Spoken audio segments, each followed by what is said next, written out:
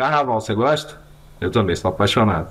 Deixa eu te situar onde a gente está. Resende, cidade de 140 mil habitantes, divisa ali com Minas, São Paulo, cidade maravilhosa. Rio de Janeiro, estado do Rio. E a gente está aqui para falar um pouquinho de carnaval. Você gosta? Não gosta? É polêmico? Você pode fazer retiro espiritual, você pode ir para o bloco, você pode curtir na Sapucaí, você pode ir para outro estado, mas aqui em Resende o carnaval pega fogo. E isso já acontece, não é de hoje, já acontece desde os anos 70. Nos anos 70 a gente tinha escola de samba, a gente tinha aula de capoeira, o carnaval fervia, 5, 6 escolas de samba na cidade. E hoje o carnaval não é mais assim. Carnaval na cidade não é mais aquela época de ouro. A gente teve uma decadência nos anos 90 e hoje a gente está voltando com tudo. Hoje o forte na cidade são os blocos de carnaval. E bloco de carnaval, quando a gente pensa em samba, Rio de Janeiro, né? Mas no carnaval é liberdade, você pode ser o que você quiser, você pode fazer o que você quiser, curtir o ritmo que você quiser. Você pode ser um Harry Potter careca de bigode, pode ser um Harry Potter careca de bigode, não tem problema. E hoje a gente vai falar um pouquinho sobre essa diversidade de ritmo. Rio de Janeiro, você precisa ir longe para curtir outros ritmos? Precisa não. Hoje a gente está aqui com uma galera muito legal, o pessoal do Pedra Sonora, o pessoal que faz o maracatu no Rio de Janeiro. Você não conhece o maracatu? Tá perdendo demais, demais, que o Pedra Sonora é o que há no maracatu sul-fluminense, mais especificamente ali na cidade de Itatiaia e Resende. Faz um carnaval maravilhoso. Estou aqui com a minha amiga Gabi. Tudo bem? Obrigado. Obrigada. Meu amigo Dudu. Pessoal que está de frente do Pedra Sonora e vai falar um pouquinho para vocês do que é o Pedra Sonora. Gente, queria agradecer. Obrigado. Vocês realmente são expoentes. Eu gosto muito do ritmo de vocês e para mim vocês estarem aqui é muito especial. Então, pessoal, vamos começar um papo. Esse papo aqui é informal, vamos jogar a conversa fora para vocês entenderem o que é o Pedra Sonora.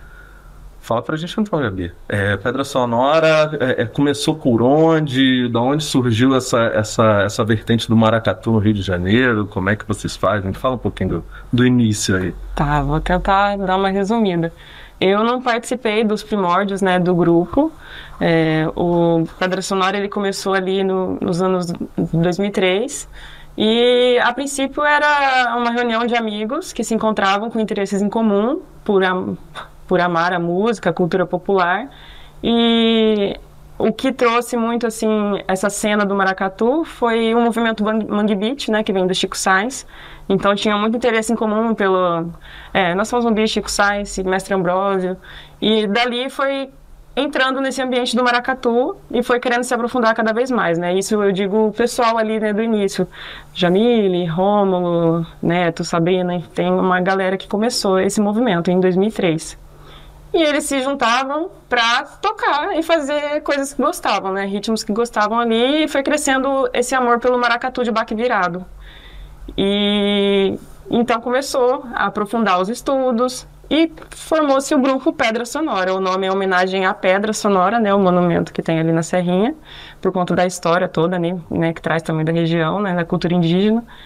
E aí foi ganhando mais força nesse movimento o interesse pelo maracatu. A Jamile começou com um projeto também com as crianças, que é a Raiz de Valor, que foram vários anos ali, ensinando o toque dos tambores para as crianças. E minha trajetória no Pedra Sonora, ela teve início em 2015. Então, o Pedra Sonora ele começou lá em 2003, né? Com esse grupo de amigos que se reunia para tocar, com interesse em comum, né? E a paixão pelo maracatu.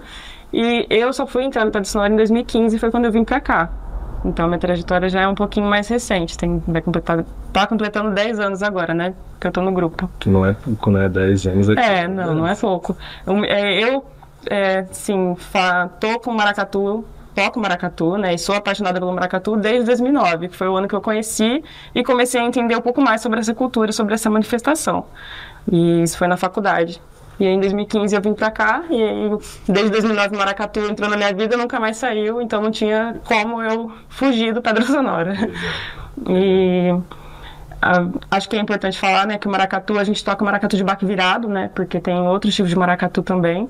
E o maracatu ele é uma manifestação cultural religiosa que vem lá de Pernambuco, de Recife.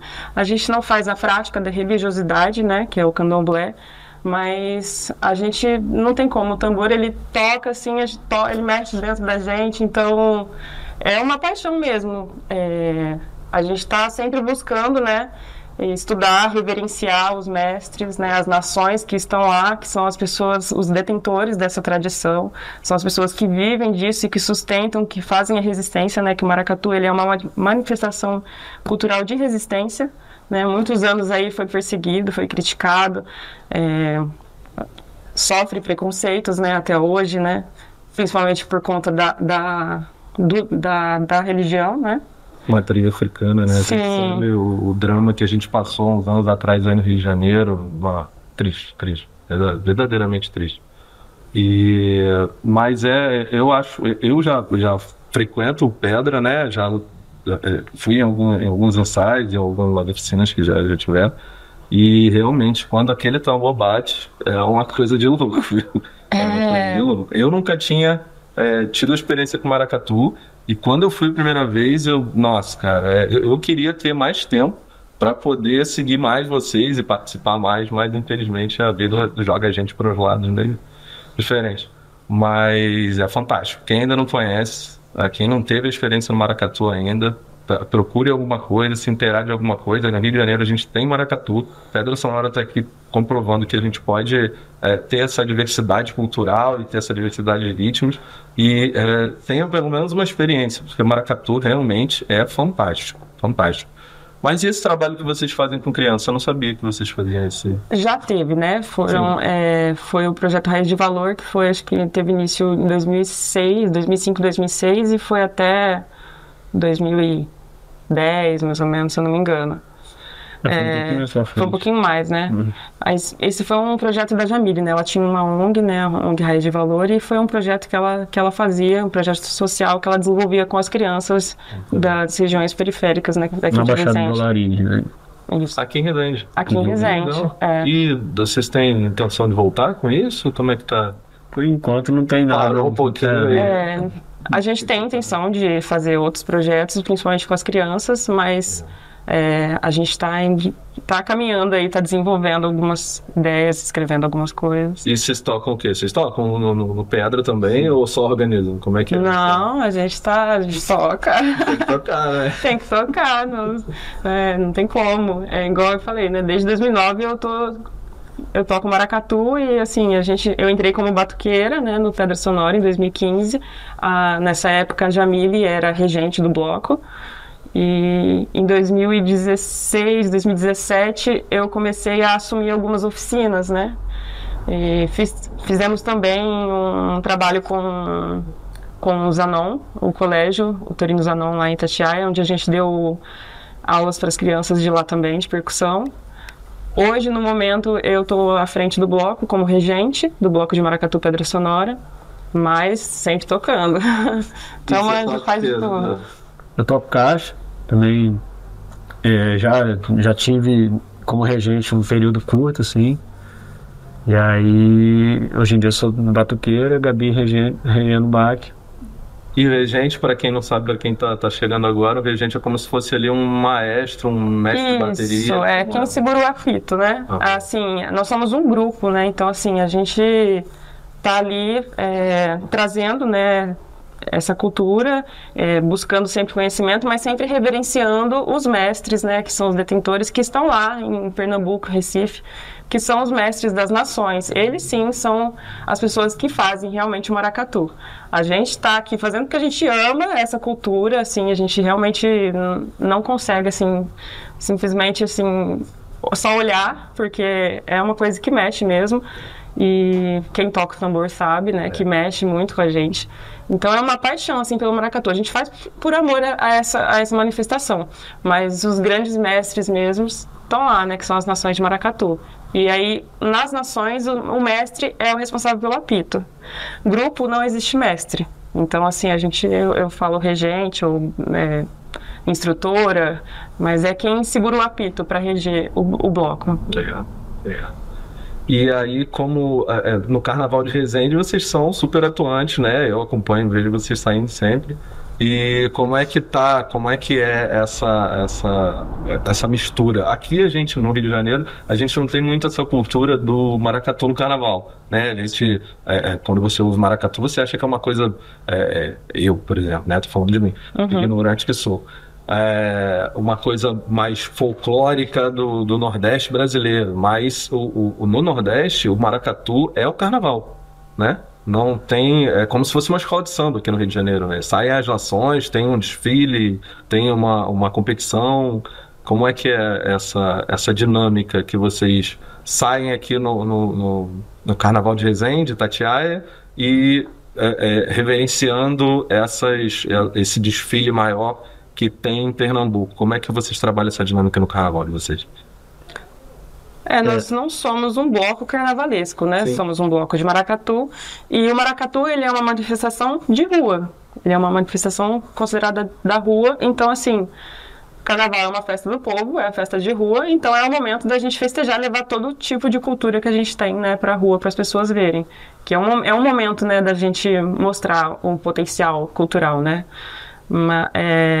Em Recife realmente acontece esse desfile, né, assim como acontece no Rio de Janeiro, você fez esse link, né, das escolas de samba, lá acontece o desfile das nações de maracatu. E aí tem as premiações, né? Bem menos glamouroso. Muito menos glamouroso. Infelizmente, né, como maracatu, como eu disse, né, sempre foi uma manifestação muito perseguida, sempre, né, há anos aí resistindo. Então, assim, não tem a devida importância, não recebe essa importância como deveria, sabe? Então, não tem todo esse glamour, mas as nações, elas trabalham o ano inteiro para captação de recursos, para fazerem as suas fantasias, porque tem todo um cortejo, né? Tem os personagens do maracatu que saem em forma de cortejo, que é a realeza, tem os reis, as rainhas, príncipe, princesa, as baianas, enfim, diversos personagens. E todo ano eles saem com as vestimentas, que a gente sabe que, assim, tem um custo muito alto, né, para fazer fantasias de carnaval, assim como as escolas de samba, cada vez querem fazer uma coisa mais glamourosa. Então, a nação também tem esse cuidado. Também tem as roupas, aí tem os instrumentos. Então, assim, tem que trocar couro, tem que comprar, enfim, né, material, assim, imenso. E eles não recebem esse retorno, não recebem o devido valor, mas faz parte da cultura, né? Em Recife tem o desfile das agremiações, né? E esse desfile das agremiações, ele não é só das nações de maracatu, né? São várias agremiações de várias coisas diferentes e tem, assim, setorizado, vamos dizer, né? Então tem o dia que são as nações de maracatu, tem uma verba voltada para isso, uma verba muito pequena, né? Muito pequena, nada comparado com os jogos de samba, assim, não tem nada comparado. E aí, algumas nações que são mais conhecidas já elas conseguem se organizar melhor e tem mais gente, né? Então, assim, às vezes tem nações que saem com 300 pessoas na rua. Não, é grande. Mas tem nações pequenininhas que saem com 40. Então, assim, é uma coisa bem diversa, assim. E hoje em dia a gente tem, assim, quando as pessoas escutam falar do maracatu de baque virado, a gente tem um enfoque muito grande na percussão, né? No batuqueiro, na pessoa que tá tocando ali. Mas isso foi uma coisa recente, assim, recente, né? Historicamente recente, né? Que começou a partir da década de 90, quando os mestres de percussão, os mestres de maracatu de percussão começaram a sair de Recife para disseminar, assim, para ensinar maracatu Brasil afora, mundo afora. Hoje em dia tem muito maracatu para todo lado. E aí esse foco voltou para o batuqueiro, que nos tempos mais antigos, assim, a corte era muito maior do que a percussão. Era muito mais gente na corte, né? Igual a Gabi falou, com os personagens, né, de vassalo, rei, rainha, baiana, rei Amar, tem vários personagens. E pra gente fazer o link com as escolas de samba que a gente conhece aqui no Rio, como se fossem as alas fantasiadas seriam basicamente, né? Porque não seria bateria, seria corte. Isso, que a corte tem essa coisa da corte mesmo, né? É uma coisa real, inclusive as vestimentas são em referência à época de Luís XV, com vestidos todo aramado, com a saia aramada, assim, muito mangas bufantes, adereços na cabeça.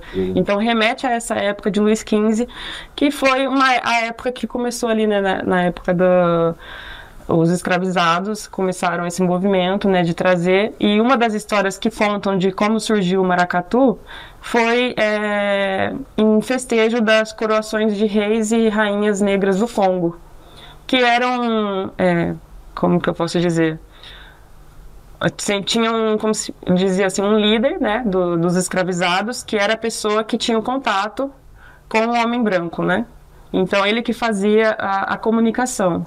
E aí, essa pessoa que era o líder dos escravizados, que tinha esse contato com o homem branco, ele era coroado o Rei Negro. Então, na época, os escravizados não podiam festejar, né, não podiam manifestar as suas tradições e suas religiões. Então, eles conseguiram fazer de algum jeito para saudar seus deuses, suas deusas, e manter vivo a tradição deles de alguma forma. Então, esse festejo virou como se era para fazer. Eles faziam uma coroação do rei e da rainha do Congo ali, como se uma festa das pessoas brancas, mas eles estavam cultuando também internamente seus deuses e suas deusas. Então, essa é a história mais difundida, né? Tem várias histórias, e como é uma tradição, né, oral, né, não tem nada registrado, então, mas essa é a que mais se fala, que foi assim que surgiu o maracatu. Daí a gente vê que isso fica implícito, porque só conta a história quem ganha, né? Então é isso. E fala pra gente um pouquinho como vocês se organizam no carnaval. Vocês saem Itatiaia, Resende, como é que é essa dinâmica de vocês no carnaval da região? A gente sempre sai no pré-carnaval, né? Há 10 anos a gente tem uma parceria com o Crustáceos da Manguaça, que a gente sai junto, aí faz um bem bolado, né, no mesmo dia. E então como a gente tá aqui, né, o pessoal do grupo é Resende, Itatiaia, Penedo, então a gente sempre sai em Resende com o Crustáceos, e a gente já saiu algumas vezes em Itatiaia mesmo, mas recentemente a gente tem saído mais em Penedo, que inclusive é o lugar onde tem a nossa sede atual, né, o Espaço Ecoar, Espaço de Conexão e Arte, está lá em Penedo. Então, o Ecoar fica ali na entradinha de Penedo, né, antes de chegar perto do Shopping do Esquilo, né? Um pouquinho depois, no meio do caminho entre o Shopping do Esquilo e o Portal. Legal. E lá em Penedo vocês saem que dia? Tem uma data fixa? É pré-carnaval também? Já é no carnaval? É pré-carnaval. A gente costuma sempre fazer o pré-carnaval, porque o carnaval em si, muitas pessoas gostam, né, de viajar e também reverenciar outros lugares. Inclusive a gente também gosta a gente já foi para Recife também ver, né, as nações ali, né, no desfile. Então a gente sempre sai no pré. E a gente gosta de fazer a ressaca do carnaval, o pós também, fazer um festejo depois. Isso em Penedo?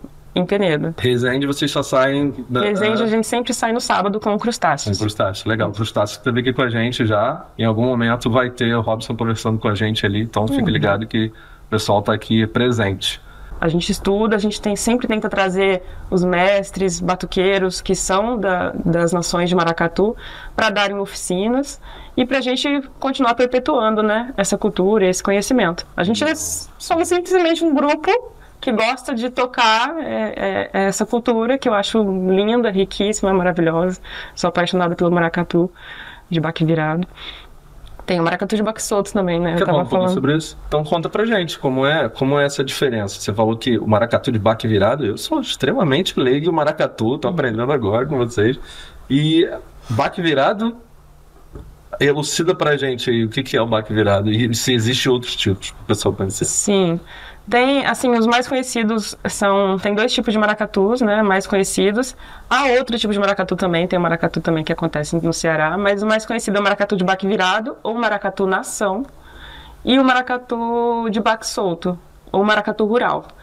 E aí o rural, já pelo próprio nome já diz, ele chama rural porque ele acontece no interior, ali pernambucano, no sertão ali.